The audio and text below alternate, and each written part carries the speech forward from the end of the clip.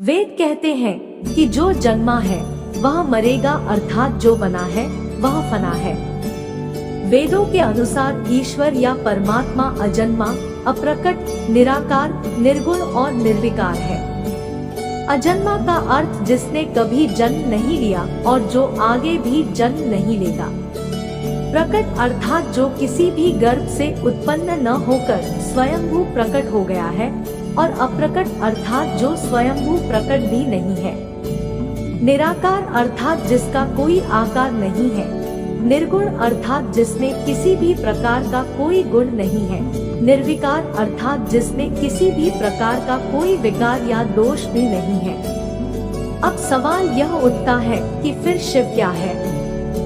वे किसी न किसी रूप में जन्मे या प्रकट हुए, तभी तो उन्होंने विवाह किया, तभी तो उन्होंने कई असुरों को वरदान दिया और कई असुरों का वध भी किया। दरअसल जब हम शिव कहते हैं तो वह निराकार ईश्वर की बात होती है, और जब हम सदाशिव कहते हैं तो ईश्वर महान आत्मा की बात होती है, और जब हम शंकर या महेश कहते हैं तो वह सती या पार्वती के पति महादेव की बात होती है। बस हिंदूजन यही भेद नहीं कर पाते हैं और सभी को एक ही मान लेते हैं। अक्सर भगवान शंकर को शिव भी कहा जाता है। भगवान शिव का जन्म कैसे हुआ? शिव पुराण के अनुसार भगवान सदाशिव और पराशक्ति अंबिका, पार्वती या सती नहीं से ही भगवान शंकर की उत्पत्ति मानी गई है। उस अंबिका को प्रकृति, सर्वेश्वरी, त्रिदेव जननी, ब्रह्मा, विष्णु और महेश की माता, नित्या और मूल कारण भी कहते हैं। सदाशिव द्वारा प्रकट की गई उस शक्ति की 8 भुजाएं हैं।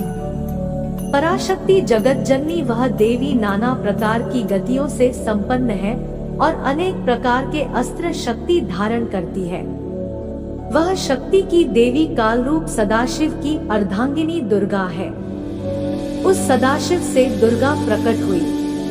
काशी के आनंद रूप वन में रमण करते हुए एक समय दोनों को यह इच्छा उत्पन्न हुई कि किसी दूसरे पुरुष की सृष्टि करनी चाहिए, जिस पर सृष्टि निर्माण, वंशवृद्धि आदि का कार्यभार रखकर हम निर्वाण धारण करें। इस हेतु उन्होंने वामांग से विष्णु को प्रकट किया।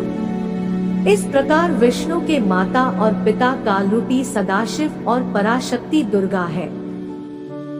विष्णु को उत्पन्न करने के बाद सदाशिव और शक्ति ने पूर्ववत प्रयत्न करके ब्रह्मा जी को अपने दाहिने अंग से उत्पन्न किया और तुरंत ही उन्हें विष्णु के नाभि कमल में डाल दिया।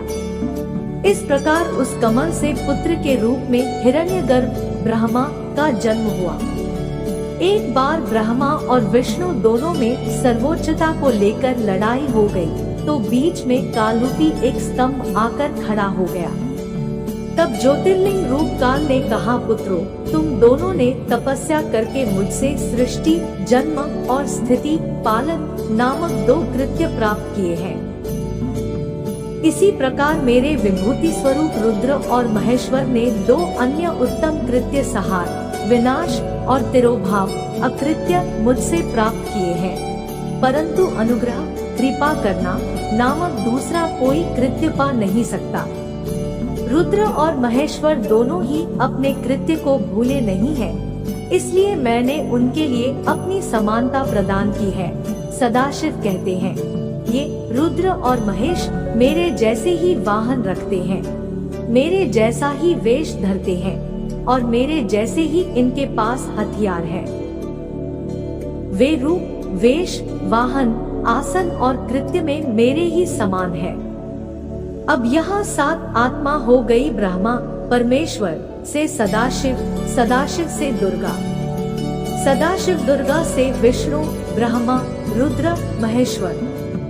इससे यह सिद्ध हुआ कि ब्रह्मा, विष्णु, रुद्र और महेश के जन्मदाता कालरूपी सदाशिव और दुर्गा है। कहाँ जन्म हुआ था? उस कालरूपी ब्रह्मा सदाशिव ने एक ही समय शक्ति के साथ शिवलोक नामक क्षेत्र का निर्माण किया था। उस उत्तम क्षेत्र को काशी कहते हैं। वह मोक्ष का स्थान है। यहाँ शक्ति और शिव अर्थात कालरूपी ब्रह्मा, सदाशिव और दुर्गा यहाँ पति और पत्नी के रूप में निवास करते हैं। यहीं पर जगत जननी ने शंकर को जन्म दिया। इस मनोरम स्थान काशीपुरी को प्रलयकाल में भी शिव और शिवा ने अपने सान्निध्य से कभी मुक्त नहीं किया था। एक अन्य पुराण के अनुसार एक बार ऋषि मुनियों में जिज्ञासा जागी कि आखिर भगवान शंकर के पिता कौन है। यह सवाल उन्होंने शंकर जी से ही पूछ लिया कि हे महादेव, आप सबके जन्मदाता हैं, लेकिन आपका जन्मदाता कौन है? आपके माता पिता का क्या नाम है? इस प्रश्न का उत्तर देते हुए भगवान शिव ने कहा, हे मुनिवर, मेरे जन्मदाता भगवान ब्रह्मा है। मुझे इस सृष्टि का निर्माण करने वाले भगवान ब्रह्मा ने जन्म दिया है।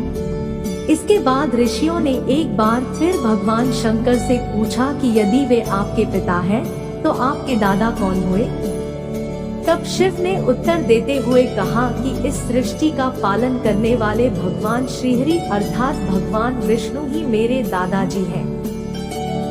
भगवान की इस लीला से अनजान ऋषियों ने फिर से एक और प्रश्न किया कि जब आपके पिता ब्रह्मा हैं, दादा विष्णु, तो आपके परदादा कौन है? तब शिव ने मुस्कुराते हुए उत्तर दिया कि स्वयं भगवान शिव।